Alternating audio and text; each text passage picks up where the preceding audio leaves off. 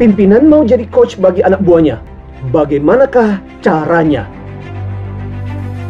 Istilah coach saat ini memang sedang marak dan populer. Banyak yang menggunakan embel-embel ini di depan nama mereka. Senang dengan sebutan coach.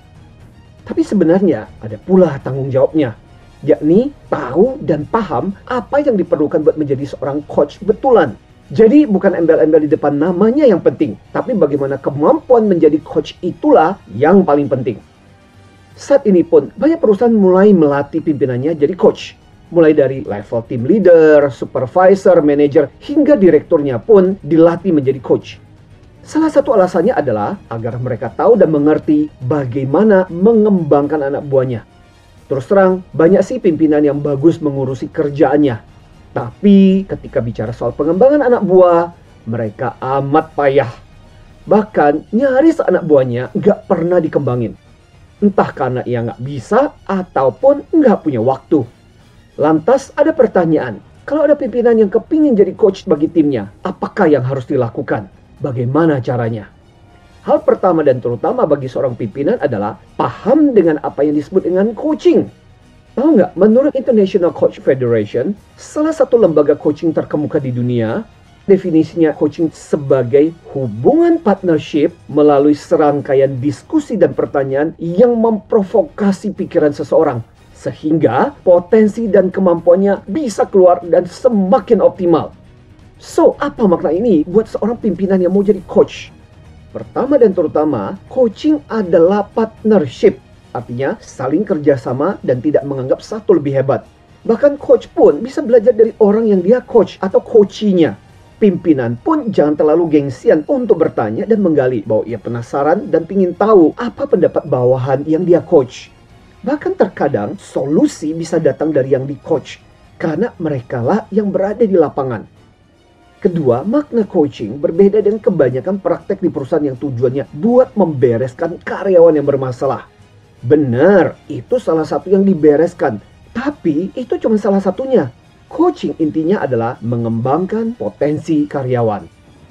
Oke, setelah paham soal coaching, berarti seorang pimpinan bisa mulai berlatih bagaimana menjadi seorang coach.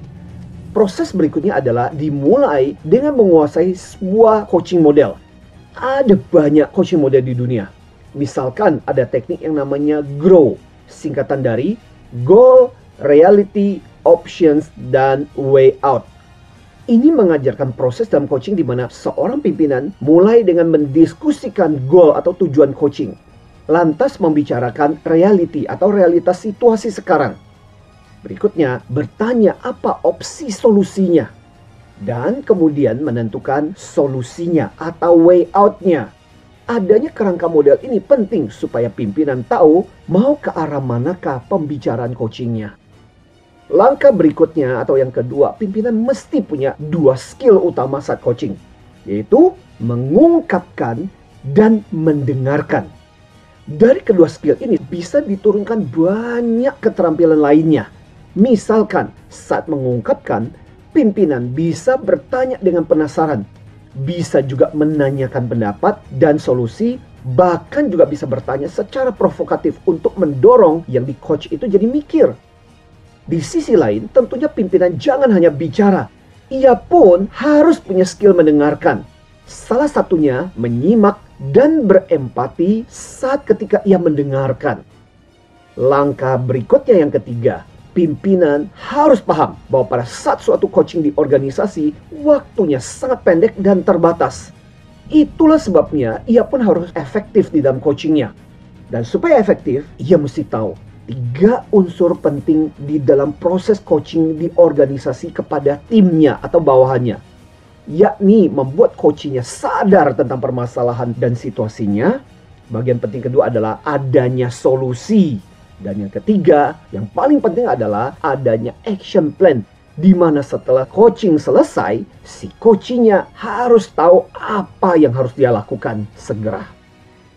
Lantas langkah keempat, pimpinan harus tahu kapan melakukan coaching.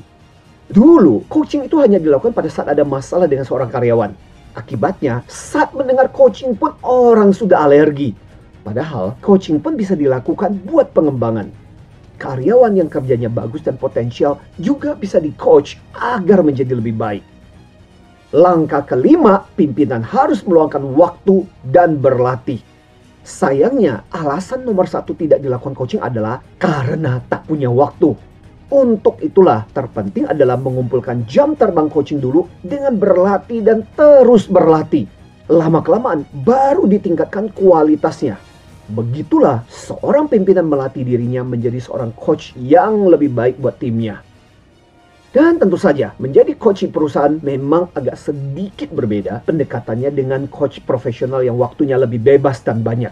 Itu sebabnya kami di HR Excellency selama lebih dari 15 tahun mengembangkan metodologi untuk membantu para pimpinan mengelola dan mengcoach bawahnya dengan metodologi yang mesti praktis dan mudah dipraktekkan. Metodologi ini menggabungkan pendekatan International Coach Federation dengan Result-Oriented Coaching, serta berbagai pendekatan tes kepribadian seperti MBTI dan metode Performance Problem Analysis. So, jika Anda dan organisasi Anda merasa perlu melatih pimpinan di tempat kerja Anda dengan metodologi coaching yang memang khusus dirancang bagi pimpinan perusahaan, dapat berkonsultasi dan berbicara dengan tim kami di nomor berikut ini. Have a fun coaching. Salam antusias.